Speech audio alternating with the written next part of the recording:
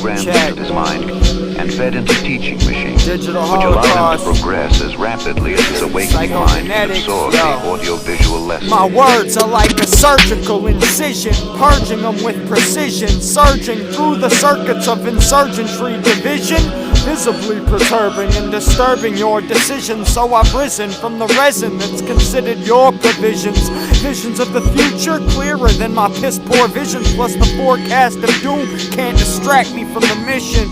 Super PowerPoint, I think you're missing it. When options nuclear, I'm gone fishing.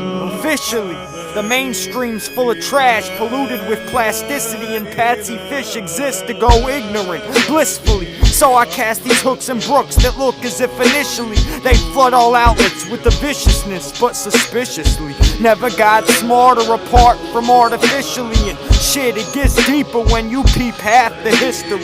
Peep sleep and wonder why the biggest shit's a mystery.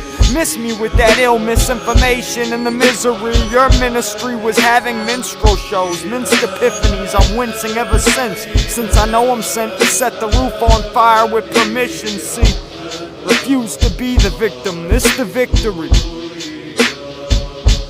Refuse to be the victim, this the victory.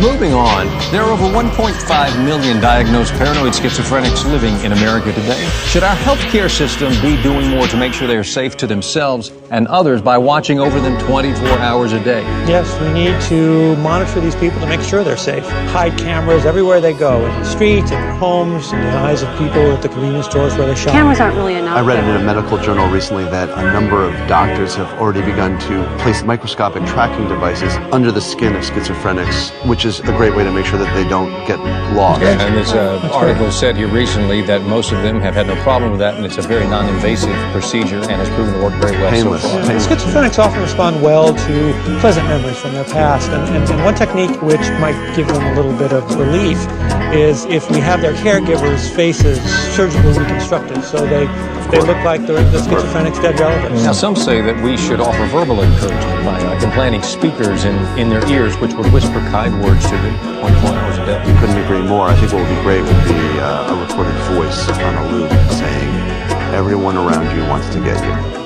Everyone around you wants to get you." Of course, we can't have just one reference voice. to We need to have, of course, we can't have one voice because then they know it's to have That's right. more They than, feel supported by the community, and that's what we really should be going right. for. But we have to do more than just calm them. You know, we have to give them practical advice too. Like tell them which bus drivers hate them, which manholes are covering up underground government prisons, which statues don't love them anymore. You know, that sort of But thing. this kind of technology would be expensive. Some people have said to slip it into their minds subconsciously, perhaps through coded anagrams that, let's say, we would hide or encrypt into books. Definitely. They'll think that they're just reading standard literature, but actually it will be encoded instructions from people who want to help them. In newspapers or inside the tattoos of people on the street. Just the ingredients on a box of cereal, anything that they might read. And this is an area where I think that we could really get some help from the government. We could be using the stealth planes and helicopters to be tracking those paranoid schizophrenics as they're going through their daily lives. We already have the ability to make everything that's the color red signal data and images back to the government's underground bunkers. And we should be using this technology to help. Here's the thing. I've been tapping your phones and tapping your TV and tapping to the camera that's on your laptop. That's crazy. That's crazy. Yeah, that's real. I've been looking at you naked all the time. LOL.